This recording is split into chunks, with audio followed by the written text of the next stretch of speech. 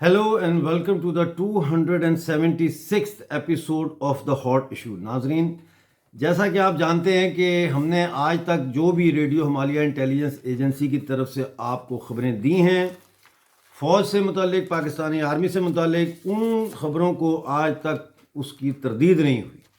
نہ I S P R نے تردید کی ہے، نہ گورنمنٹ آف پاکستان نے تردید کی. ہماری جو خبریں ہیں وہ انتہائی مصدقہ ہوتی ہیں اور وہ بڑی ریسرچ کے بعد اور بڑا کراس چیک کرنے کے بعد جو ہے وہ آپ تک پہنچائی جاتی ہیں. خاص طور پر آرمی اور جو گورنمنٹ آف پاکستان کے انٹرنل میکنزم سے متعلق ہوتی ہیں.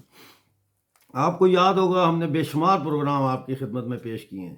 میں نے ایک پروگرام کیا تھا جس میں مورل ڈیگریڈیشن یعنی فوج کے اندر جو اخلاقی دیوالیہ پن ہے اس کو میں نے پورا ایکسپلین کیا تھا کہ وہ کیا ہے اور کیسے وہ کام کرتی ہے اور اس میں کیا سارا کچھ ہے. وہ یہاں موجود ہے، آپ دیکھ سکتے ہیں. میں نے آپ کو آئی ایس آئی کی پوری ڈیٹیل سے پروگرام کر کے بتایا تھا کہ ان کی ورکنگز کیا ہیں. میں نے آپ کو آئی ایس آئی کے بارے میں ایک علیحدہ پروگرام میں یہ بھی بتایا تھا کہ یہ انٹرنیشنل لیول پہ جو پاکستان کی مختلف قوموں کے ہیومن رائٹ ایکٹیوسٹس ہیں، جو ڈسیڈنٹس ہیں، ان کی جو ہے وہ ایگزیکیوشن کیسے کرتی ہے، ان کا ایکسٹرا جوڈیشل کلنگ کیسے کرتی ہے، جس میں کریمہ بلوچ اور ساجد بلوچ جو ہے وہ ان کے نام آپ کو یاد ہوں گے. وہ لیٹسٹ تو یہی تھا. اور میں نے یہ بھی بتایا اس پروگرام میں کہ کیسے ہر ایمبیسی کے اندر آئی ایس آئی کا ایک سیل موجود ہوتا ہے. اسی طرح میں نے آپ کو سب سے ایک جو میری پاپولر ہوئی تھی خبر، وہ تھی جنرل باجوہ کے خلاف جو فوج کے افسران نے اور ایس ایس جی کے جو کمانڈوز تھے انہوں نے بغاوت کی کوشش کی تھی، لیکن وہ بغاوت ہونے سے پہلے ہی وہ پکڑی گئی، وہ ہو نہیں سکی. اور ان کو پھر آپ کو میں نے بتایا تھا اٹک جیل میں، ان کو اٹک قلعے میں ان کو رکھا تھا، اور وہ ساری ڈیٹیل وہ بھی موجود ہے یہاں پہ. پھر میں نے آپ کو یہ بھی بتایا تھا کہ کیسے پاکستان ملٹری اکیڈمی میں کئی سالوں سے حماس کے جو ہے ٹیررسٹ ہیں ان کی ٹریننگ ہوتی ہے، باقاعدہ فوجی ٹریننگ ہوتی ہے ان کی، اور ان کا باقاعدہ پاس آؤٹ ہوتا ہے، اور وہ ڈسگائز ہوتے ہیں فلسطین کے نام سے، لیکن اصل میں وہ حماس سے ہوتے ہیں. پھر میں نے آپ کو یہ بھی بتایا کہ پی ایس ڈائریکٹوریٹ جو ہے جی ایچ کیو کا، اس کا کیا کردار ہے فوجیوں کو جبری طور پر، ایسے فوجیوں کو ریٹائر کرنا یا برطرف کرنا ڈسمسل میں، جو جنرل قمر جاوید باجوہ کے خلاف ہیں یا جو جنرل قمر جاوید باجوہ کی ایکسٹینشن کے خلاف تھے. پھر میں نے آپ کو یہ بھی خبر دی تھی کہ تفصیل سے کہ میجر جنرل منظور احمد جن کا تعلق سندھ سے ہے، انہوں نے اپنی انفیئر ڈسمسل کے خلاف کیسے لاہور ہائی کورٹ میں کیس دائر کیا، اور کس طرح سے جو ہے وہ بریگیڈیئر جاوید نے جو جبری ریٹائرڈ اور برطرف کیے گئے فوجی افسران تھے ان کو اکٹھا کر کے تنظیم بنائی، چندہ اکٹھا کیا اور وغیرہ وغیرہ، وہ سارا میں نے آپ کو بتایا. میں نے آپ کو ڈیٹیل کے ساتھ جب طالبان کے ٹیک اوور کے دوران بھی اور اس سے پہلے بھی بتاتا رہا، لیکن جو ہماری ایس انٹیلیجنس تھی، یعنی کہ جو سب سے اعلیٰ ہماری جو انٹیلیجنس کی کارکردگی تھی، وہ اس وقت تھی سامنے آئی جب ہم نے یہ ایکسپوز کیا کہ پاکستان کے ایس ایس جی کی 3 بٹالینز میجر جنرل عادل رحمانی کی قیادت میں پنشیر میں امر اللہ صالح اور پنشیریوں کے خلاف طالبان کے ساتھ مل کر لڑ رہے ہیں. ہم نے آپ کو یہ بھی بتایا کہ کس طرح سے جو جہادی تنظیمیں ہیں ان کے لوگ بھی وہاں گئے ہیں اور وہ کس طرح لڑ رہے ہیں، اور سپن بولدک کے اوپر بھی ہم نے پورا آپ کو ڈیٹیل بتائی. اسی طرح سے ہم نے آپ کو فوج کے، پاکستانی فوج کے اندر جو کشمکش ہے، جو اندر جو ان کے سٹرگل چل رہی ہے پوسٹنگ کی، عہدوں کی اور چیف آف آرمی سٹاف بننے کی، اس کے بارے میں بھی ہم نے آپ کو تفصیلی پروگرام بتایا. پھر میں نے آپ کو یہ پروگرام ایک کیا تھا جس میں نے آپ کو یہ بھی بتایا تھا کہ جب D G I S I Fayyaz Hameed Kabul سے واپس آئے تو کس طرح ان کو جی ایچ کیو میں پیش کیا گیا اور ان کی بےزتی کی گئی، ان کو باہر رکھا گیا، ان کا جھنڈا جو تھا وہ گاڑی کا وہ جی ایچ کیو کے اندر آنے سے پہلے اتروا لیا گیا، وغیرہ وغیرہ. پھر ہماری ایک انتہائی اہم جو جانکاری ہم نے آپ کو دی، thanks to radio Himalaya intelligence agency کے وہ کارکن جو بے لوث ہو کر اپنی جان ہتھیلی پر رکھ کر ہمارے لیے اور آپ کے لیے کام کرتے ہیں، وہ تھی ان مینڈ ایریل ویکل یعنی ڈرون جسے ہم کہتے ہیں عام زبان میں. اس کا جو منگلہ میں آپریشن اینڈ ٹریننگ سینٹر ہے اس کی جانکاری دی، اور بتایا کہ یہاں سے ڈرون جو ہے انڈیا کے لیے اڑائے جاتے ہیں، اور ان کے اندر جو ہے 3 قسم کے ڈرون ہیں. ایک سروے کرنے کے لیے ہے سرویلنس ڈرون، ایک جو ہے وہ ویپن مارنے کے لیے ہے، اور ایک جو ہے وہ اسلحہ پھینکنے کے لیے ٹیکسی ڈرون ہے جو اسلحہ یا ڈرگز وغیرہ بارڈر کے پار انڈیا میں پہنچاتے ہیں۔ پھر ہم نے آپ کو سندھ میں ایک بہت بڑی خبر دی تھی، آپ کو یاد ہوگا کہ سندھ میں فوجی مشقیں ہو رہی تھیں، اور میں نے یہ نیوز بریک کی تھی کہ سندھ کے اندر جو فوجی مشقیں ہو رہی ہیں یہ ایک کور ہے۔ اصل میں وہاں پر 5 خندقیں کھودی جا رہی تھیں جن کا مقصد تھا کہ یہ خندقیں جو ہے یہ راجستھان کے علاقے میں جا کے نکلیں گی، اور اس طریقے سے انفلٹریشن کے ایک نئے روٹ کو قائم کرنے کی کوشش کی جا رہی تھی۔ وہ اس کے 3 دن کے بعد وہ مشقیں بند ہو گئی تھیں، یہ خبر ہم نے جب دی۔ اسی طرح میں نے آپ کو لیٹلی بتایا ہے کہ نیشنل کاؤنٹر ٹیررزم جو سینٹر ہے پبی میں کھاریاں کے پاس، وہاں پہ 500 سے زیادہ دہشت گردوں کی ٹریننگ ہو رہی تھی جب کابل پہ ٹیک اوور ہوا، اور بہت سارے جہادی جو پاکستان سے گئے تھے وہ واپس آئے۔ میں نے یہ بھی بتایا کہ 6 سے 8 ہزار تک جہادی جو ہے وہ پاکستانی قبضے والے جموں کشمیر میں داخل ہو چکے ہیں، اور 2500 کے لگ بھگ گلگت بلتستان میں داخل ہو چکے ہیں۔ ناظرین، میں نے آپ کو یہ بھی بتایا کہ بہت جلد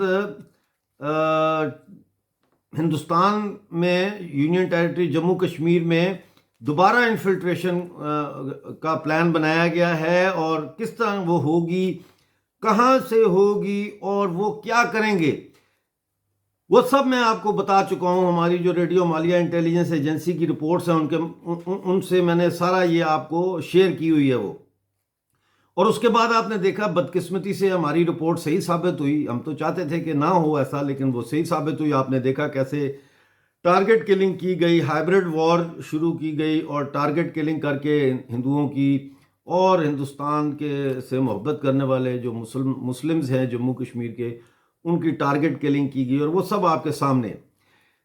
میں نے آپ کو یہ بھی بتایا کہ جنرل باجوہ اور کئی اور جرنیل ہیں جن میں DGISI بھی شامل ہے، ان کی سیکس ویڈیوز جو ہے وہ 700 سے زیادہ ان کی سیکس ویڈیوز جو ہے وہ حاصل کر لی گئی ہیں، وہ بھی سامنے آئیں گی۔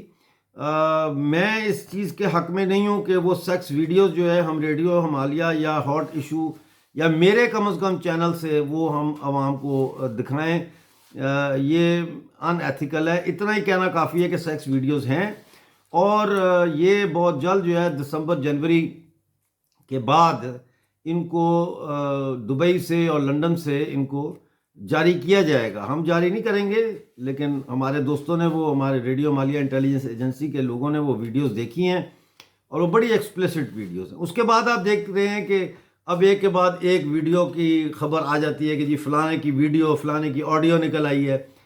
تو یہ ساری خبریں اب جو آ رہی ہیں، اس سے کافی عرصہ پہلے ہم یہ کھوج لگا چکے تھے اور ہم نے بتا دیا تھا۔ حال ہی میں جو تحریک لبیک پاکستان کا جو دھرنا ہوا، جلوس نکلا اسلام آباد کی طرف، اور وزیر آباد میں وہ آ کے رکا، اور ابھی بھی وہاں پہ ان کے کارکنان رکے ہوئے ہیں۔ اس کے پیچھے جس طرح کی فوج کی آشیرواد ہے وہ بھی ہم نے آپ کو بتایا، اور اس پر میرا آرٹیکل بھی چھپا انڈیا میں کہ TLP is not about the sanctity of Islam, تو وہ آپ پڑھ سکتے ہیں۔ لیکن آج میں آپ کے لیے ایک انتہائی اہم خبر لایا ہوں، لیکن وہ خبر سے پہلے میں آپ کو یہ بتا دوں کہ ایک ہے میجر جنرل ظفر عسکری۔ میجر جنرل ظفر عسکری جو ہیں،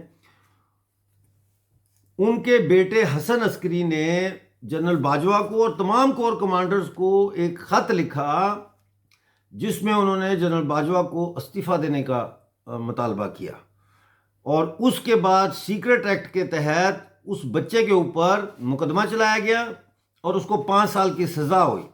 تو اب ہماری جو اطلاع ہے وہ یہ ہے کہ میجر جنرل ظفر عسکری اپنے بیٹے کے خلاف جو یہ 5 سال قید کا چلا ہے فوجی مقدمہ ایک سول بندے پہ، تو وہ اس کو ہائی کورٹ میں چیلنج کرنے جا رہے ہیں۔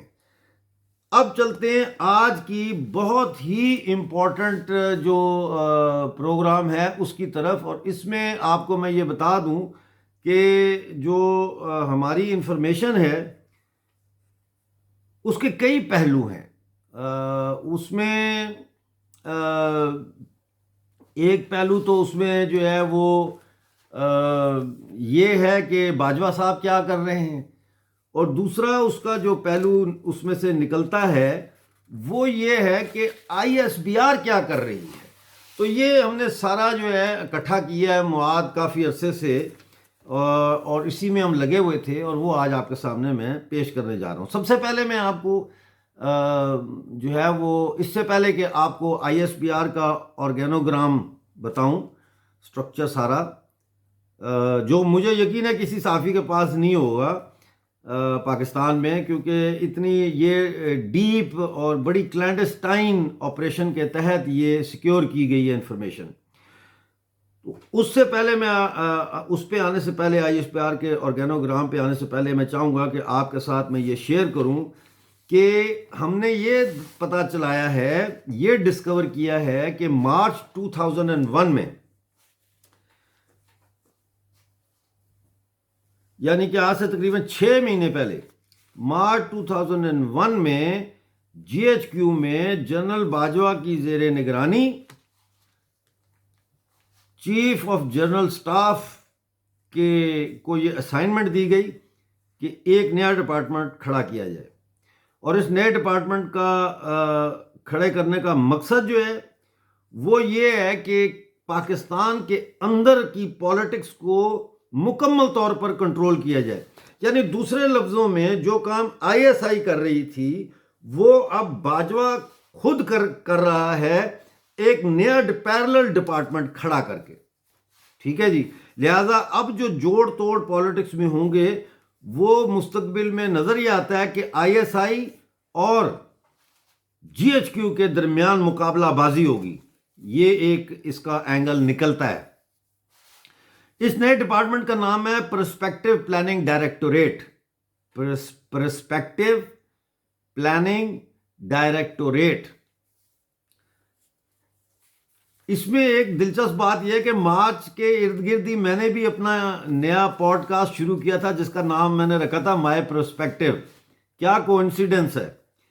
تو اب جیسا میں نے آپ کو بتایا کہ اس کا کام یہ ہے پرسپیکٹو پلاننگ ڈپارٹمنٹ کا، کہ اس نے پورے پاکستان کی سیاست پر، معیشت پر اور سماج پر کنٹرول حاصل کرنا ہے، اور اس کے لیے انٹیلیجنس گیدرنگ کرنی ہے، اور اس کا ڈائریکٹر جنرل یعنی ڈی جی کون بنایا گیا ہے؟ آپ کو یاد ہے بلوچستان میں آئی جی ایف سی تھے، ایک ان کا نام تھا میجر جنرل ایمن بلال۔ میجر جنرل ایمن بلال جنہوں نے کہا تھا کہ مجھے تو چین پیسے دے رہا ہے بلوچستان میں کام کرنے کے لیے، یہ وہی ہے۔ اس کو ڈی جی بنایا گیا ہے اس کا پرسپیکٹو پلاننگ ڈائریکٹوریٹ کا، اور اس کا نام نیکسٹ ملٹری آپریشن کے ڈی جی کے طور پر بھی فیورٹ قرار دیا جا رہا ہے۔ اس کے ساتھ میں آپ کو یہ بھی یاد کرا دوں کہ آپ کو یاد ہوگا کہ میں نے آپ کو یہ بتایا تھا کہ جنرل باجوہ کی پاس اتنی پاور نہیں ہے، اور میں کہتا رہا ہوں مسلسل کہ جنرل قمر جاوید باجوہ کے پاس اتنی اس وقت طاقت نہیں ہے، سپائن نہیں ہے کہ وہ عمران خان کے خلاف یا پاکستانی سویلین گورنمنٹ کے خلاف کو کر کے مارشل لا لگا سکے۔ اس کی وجوہات میں نے بتائی تھی۔ سب سے ایک تو بڑی وجہ یہ ہے کہ جو انٹرنل انسٹیٹیوشنز ہیں اس کے آرمی کے، جیسے آئی ایس آئی ہے اور دیگر انسٹیٹیوشنز ہیں، وہ آپس میں ان کی کوآرڈینیشن صحیح طرح سے نہیں ہو رہی، وہ آپس میں بھیڑ رہے ہیں، لڑ رہے ہیں ایک دوسرے سے، اور ایک دوسرے کو نیچا دکھانے کی کوشش کر رہے ہیں، جیسا کہ ابھی ڈی جی آئی ایس آئی کی اپائنٹمنٹ کے حوالے سے آپ نے دیکھا۔ تو اس صورتحال میں ہمارا یہ پرسپیکٹو ہے کہ پاکستان میں مارشل لا نہیں لگا سکتا، فوج میں طاقت ہی نہیں ہے لگانے کی، یہ اندر سے ٹوٹ جائے گی۔ تو اب یہ جو مارچ میں ہم نے یہ بات شروع کی تھی، اور مارچ کے بعد یہ ہم دیکھتے ہیں کہ پرسپیکٹو پلاننگ ڈپارٹمنٹ ڈائریکٹوریٹ جو ہے یہ قائم ہوتا ہے۔ تو اس کا مطلب کیا ہے؟ اس کا مطلب یہ ہے کہ باجوہ پاکستان میں ایک پیرلل گورنمنٹ بنا رہا ہے، ایک کیا کہتے ہیں اس کو، متوازی حکومت چلا رہا ہے، اور اس میں تحریک لبیک پاکستان اور دوسرے اسلامک جو گروپس ہیں وہ اس کے سوشل فورس ہے، اس کی اسٹریٹ فورس ہے. اس طرح سے جو اس کے چائنا اور سی پیک اور یہ باقی جو اس کا سٹرکچر ہے اکنامک ایکٹیویٹی کا، وہ ان کی اکنامک بیک بون ہے. ٹھیک ہو گیا. اور پولیٹیکلی جو اس وقت اسمبلی کے اندر جب ڈی جی آئی ایس آئی کے ساتھ یہ مسئلہ بنا تھا اپوائنٹمنٹ کا، تو آپ ذرا یاد کریں اور غور کریں کون کون سے کیبنٹ منسٹرز کا کیا موقف تھا. زیادہ تر کا موقف یہ تھا کہ یہ مسئلہ حل کیا جائے اور عمران خان جو ہے ہی شوڈ گیو ان. اور ان کے جو آگے یوٹیوب پہ چینلوں پہ ہیں لوگ، بہت سارے چینلز ہیں، اب تو 4-5 تو ایسے چینل ہیں جنہوں نے باقاعدہ عمران خان کو کہا تھا کہ عمران خان عقل کو ہاتھ ڈالو، کیا کر رہے ہو، یہ ہے وہ ہے، ملک تباہ ہو جائے گا، فلانا ہو جائے گا. یعنی وہ فوج کے ساتھ ہیں. تو فوج نے، باجوہ نے یعنی کہ پورا اپنا ایک سٹرکچر قائم کر لیا ہے پرسپیکٹو پلاننگ ڈائریکٹوریٹ کے انڈر. لہٰذا اب جو یہ باجوہ کی کوشش ہمیں جو نظر آ رہا ہے وہ یہ ہے کہ یہ کو کرے، لیکن وہ کو کنٹرولڈ کو ہو، اس میں پوری فوج انوالو نہ ہو، بلکہ اس کے اندر ایک انتہائی چھوٹا نیوکلیس ہو، ایک کور ہو، سینٹرل کور کمیٹی ہو جو ملک میں مارشل لا لگا کے کنٹرول کرے. اور اس میں جو وائڈر کورز ہیں باقی جیسے یہ 9-10 جو کوریں ہیں، ان کے کمانڈر اگر اس میں ان کے ساتھ نہ بھی ہوں تو صرف 111 بریگیڈ جو ہے وہ اگر ان کے ساتھ ہو اور 10 کور ان کے ساتھ ہو تو یہ آسانی سے کو کر سکتے ہیں اور ملک کو کنٹرول کر سکتے ہیں. اور اپنے خلاف اگر کوئی ان کے تحریک چلتی ہے عوامی سطح پہ یا فوج کی طرف سے، تو پھر یہ جہادیوں کی اور مولویوں کی اور تحریک لبیک پاکستان کی اپنی اسٹریٹ فورس کے ذریعے اس کو فاشسٹ انداز میں ٹیکل کریں گے. یہ ہے. اور یہی وجہ نظر آتی ہے کہ ساحر شمشاد مرزا کو، جو اس کا خاص آدمی ہے، جس کو بچر آف کشمیر کا ہم نے کہا تھا، جو 10 کور، اس کو 10 کور کا کمانڈر لگایا ہے. اور یہ جتنی کارروائی اب آپ نے دیکھی ہے جو یہ سپٹمبر میں، اکتوبر سپٹمبر میں ہوئی ہے وادی میں، وہ ساری شمشاد مرزا کے انڈر ہوئی ہے. یہاں تک بات آپ کی اگر سمجھ میں آ گئی ہے تو آگے چلتے ہیں. اچھا، اب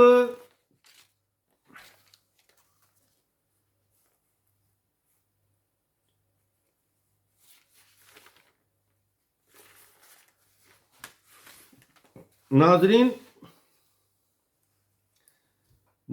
میں آپ کو یہ بتا دوں کہ اس وقت ہمارے پاس پاکستانی فوج کا 90% جو ڈیٹا ہے، سیکرٹ انفارمیشن جو ڈیٹا ہے، وہ ہم کلیکٹ کر چکے ہیں. اس میں سے بہت ساری چیزیں ایسی ہیں جو ہم یہاں پہ شیئر نہیں کر سکتے. لیکن میں ایک بات کہنا چاہتا ہوں اپنے پاکستانی قبضے والے جموں کشمیر کے جو ہمارے نوجوان ہیں ان کو، اور گلگت بلتستان کے قبضہ جو ہوا ہے پاکستان کا، وہاں کے نوجوانوں کو. دیکھو، آزادی حاصل کرنی ہے نا پاکستان سے، تو اس کا پہلا کام تو یہ ہے کہ آپ کو اپنے اصل دشمن کا پتہ ہونا چاہیے. آپ کا اصل دشمن جو ہے وہ سویلین گورنمنٹ آف پاکستان یا گلگت بلتستان کی جو سہولت کار گورنمنٹ ہے، یا پاکستانی قبضے والے جموں کشمیر کی جو آزاد کشمیر اسمبلی کی گورنمنٹ ہے، یہ آپ کے اصل دشمن نہیں ہے. آپ کا اصل دشمن ہے پاکستان کی فوج. تو آپ جب تک اپنے اصل دشمن کو نہیں پہچانیں گے، آپ خواہ مخواہ جو ہے وہ آزاد کشمیر حکومت اور گلگت بلتستان حکومت کے ساتھ ٹکرے مار مار کے اپنے آپ کو تھکائیں گے، ایکسپوز کریں گے، گرفتار ہوں گے، مارے جائیں گے، سائیڈ لائن ہو جائیں گے، اور دشمن زیادہ طاقتور ہو جائے گا. تو اس لیے میں کہتا ہوں کہ اپنے دشمن کو پہچاننا کسی بھی آزادی کی تحریک کی کامیابی کا سب سے پہلا قدم ہے. اور جب آپ نے یہ دیکھ لیا کہ آپ سمجھ گئے کہ آپ کا دشمن کون ہے، تو پھر آپ کو اس دشمن کی پوری ورکنگ سمجھنی پڑتی ہے. آپ کا دشمن کہاں مضبوط ہے، کہاں کمزور ہے، کتنا کتنی اس کی تعداد ہے عددی، کتنا اس کے پاس اسلحہ ہے، کتنا اس کے پاس نیٹ ورک ہے، اس کی سپلائی لائنز کیا ہے، یہ ساری انفارمیشن آپ کو گیدر کرنی پڑتی ہے، اور اسی میں کئی سال لگ جاتے ہیں۔ لیکن یہ کئی سال کی تیاری جو ہوتی ہے، یہ اس ابال سے ہزاروں لاکھوں درجے بہتر ہے جو میرپور کے چوک شہیدہ میں کھڑے ہو کے آپ نکالتے ہیں نعرے لگا کے، یا گلگت میں آپ یادگار چوک میں جا کے جب جلسہ کر کے وہاں اپنی بھڑاس نکالتے ہیں۔ اس سے یہ کام زیادہ امپورٹنٹ ہے، کیونکہ آپ کی جتنی اچھی تیاری ہوگی، یہ بات یاد رکھیں، آپ کی جتنی اچھی تیاری ہوگی آپ اتنا اچھے طریقے سے اپنے دشمن پہ وار کر سکتے ہیں، اور اس کے نتیجے میں آپ کا دشمن کے پاؤں اکھڑ جائیں گے اور کم سے کم خون ریزی ہوگی۔ لوگ کہتے ہیں ڈاکٹر صاحب آپ تو جو کہہ رہے ہیں اس میں تو بڑا خون بہے گا۔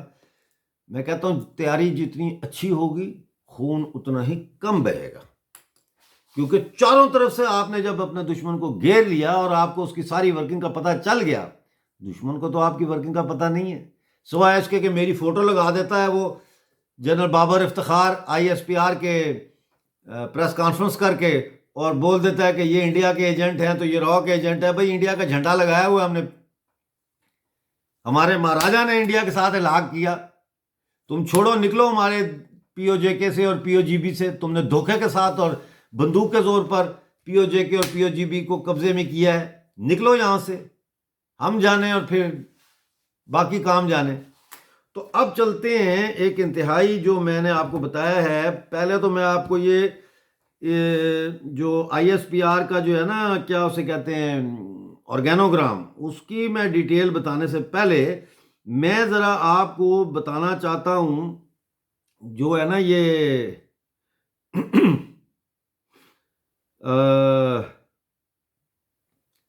پرسپیکٹو پلاننگ ڈائریکٹوریٹ جو ہے، اس کا میں آپ کو سٹرکچر ذرا سمجھا دوں، یہ سٹرکچر سمجھنا ضروری ہے۔ اور دوستو یہ میرا جو ویڈیو ہے نا، اس کو آپ لوگ دو چار چار کے گروپ بنا کے اس کو دیکھیں، اور روک کر اس کے اوپر جو ہے نا ڈسکس کریں، تھوڑا سا دیکھیں، کہیں جہاں آپ سمجھتے ہیں مناسب وہاں روکیں، وہاں اس کے اوپر بحث کریں، ڈسکشن کریں۔ اچھا جی، یہ ہے، اس میں ایک DG تو میں نے آپ کو بتا دیا میجر جنرل ایمن بلال ہے، اس کے نیچے پھر ڈائریکٹرز ہیں، 2 ڈائریکٹرز ہیں مین، ایک ہے ڈائریکٹر پرسپیکٹو پلاننگ جو اسٹریٹجک پلانز بناتا ہے، ٹھیک ہے، اس کے نیچے سیکشنز ہیں، اس میں گلوبل سیکشن ہے، ریجنل سیکشن ہے، وارفیئر اینڈ انٹرنیشنل ڈسپلن ہے، ٹھیک ہے، اکانومی اینڈ فائنینس ہے، نیشنل بلڈنگ اینڈ ریفارمز ہے، اور انفارمیشن پلاننگ ہے۔ یہ ہے direct perspective planning strategic plans کا ایک سیکشن جس کا اوپر ایک ڈائریکٹر ہے۔ اسی طرح دوسرا سیکشن ہے پرسپیکٹو پلاننگ کا ملٹری کانسیپٹس اینڈ پلانز، ٹھیک ہے جی۔ اس کے آگے سب سیکشن جو ہیں وہ ہے ایمرجنسی ملٹری تھریٹس۔ اب یہ ایمرجنسی ملٹری تھریٹس جو ہے یہ پاکستان کے اندر سے بھی ہو سکتی ہیں، جیسے نواز شریف کی تحریک چل رہی ہے یا عمران خان ہے، اور انٹرنیشنل بھی ہو سکتی ہیں، جیسے TTP کی افغانستان سے، یا خراسان وغیرہ، یا باقی جو ہیں۔ نمبر 2 اس کا ہے فورس امپلائمنٹ، فورس ڈیولپمنٹ، یعنی کیسے آپ نے لوگوں کو ریکروٹ کرنا ہے اور پھر ان کو کیسے ڈیولپ کرنا ہے۔ ریولوشن ان ملٹری افیئرز، باقاعدہ ایک ڈپارٹمنٹ بنایا انہوں نے۔ Human resource and financial matters, اور لاسٹ ہے ڈاکٹرائن، یعنی ڈاکٹرائن میں کہ کیسے ہم نے اپنے جو فوج اگر کو کرتی ہے تو پھر اس کو ہم نے کیسے جسٹیفائی کرنا ہے، اس کا کیا ڈاکٹرائن آئے گا، ظاہر ہے وہ سارا۔ تو یہ 12 ڈپارٹمنٹس ہیں پرسپیکٹو پلاننگ ڈائریکٹوریٹ کے، جس کا DG جو ہے وہ میجر جنرل ایمن بلال ہے، جو FC کا IG تھا بلوچستان میں، اور اس کے نیچے 2 ڈائریکٹر ہیں جو اس کو جواب دیں۔ میجر جنرل ایمن بلال جو ہے وہ جواب دے چیف جنرل سٹاف کو، اور چیف جنرل سٹاف ڈائریکٹ جواب دے باجوہ کو. ٹھیک ہے جی. تو میں نے آپ کو بتایا اس کے 12 سب سیکشن، یہ میں نے آپ کو بتا دیا. ٹھیک ہو گیا. اب ہم چلتے ہیں آئی ایس پی آر کی طرف. ناظرین جیسا کہ آپ جانتے ہیں کہ میرے خلاف سب سے زیادہ پروپیگنڈا جو ہے وہ آئی ایس پی آر کی کر رہی ہے. مطلب ہے آئی ایس پی آر کے چمچے، آئی ایس پی آر خود، یعنی کہ ایک سٹیج تو یہ آ گئی کہ آئی ایس پی آر کے ڈائریکٹر جنرل نے اس نے جنرل بابر افتخار نے بھائی پریس کانفرنس میں براہ راست ہماری فوٹو دکھا دی. ایک وہ ہے گدے کے منہ والا ایک جنرل جو بڑا آج کل وہ بنا ہوا ہے اینالسٹ، وہ جب اس کا دل کرتا ہے اٹھ کے شروع ہو جاتا ہے کہ ڈاکٹر امجد مرزا گلاسگو سے ہے اور وہ جناب پاکستان کے خلاف اور وہ راک ہے نیٹ ورک اور یہ اور وہ فلانا، سمجھے کہ نہیں. تو یہ سب آئی ایس پی آر جو ہے میرے خلاف پروپیگنڈا کرتی ہے، اور اس کا مطلب یہ ہے کہ ہماری چوٹ صحیح جگہ پہ لگ رہی ہے، ان کو ہماری رپورٹوں سے تکلیف پہنچ رہی ہے. اس کا مطلب یہ ہے کہ انداز دیگر، یعنی کہ ان another way ہماری رپورٹس کی اتھینٹسٹی ہے. ٹھیک ہے نا. تو اب میں آپ کو بتاتا ہوں کہ یہ جو آئی ایس پی آر کا آرگینوگرام، یعنی آئی ایس پی آر کیسے کام کرتی ہے، یہ ایک انتہائی وائٹل انفارمیشن ہے جو ہم پبلک پلیٹ فارم سے آپ کو دے رہے ہیں. اور پی او جے کے اور پی او جی بی کے میرے بیٹوں بیٹیوں، میرے بھائیوں، میری بہنوں،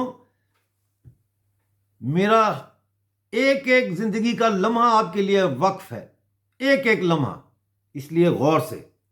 تو جناب یہ آپ کا جو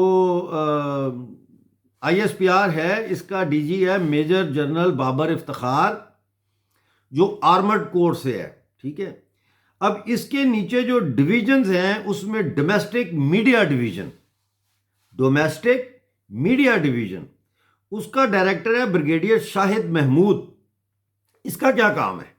اس کا کام ہے monitoring, advertisement, local public relation officer کو تعینات کرنا، پاکستان ایئر فورس کا media, Pakistan navy, Pakistan army, ان کا media, J S headquarter, air defence command, frontier work organisation, strategic plan division, اس سارے کا جو ہے وہ میڈیا جو ہے اس کو کون کرتا ہے؟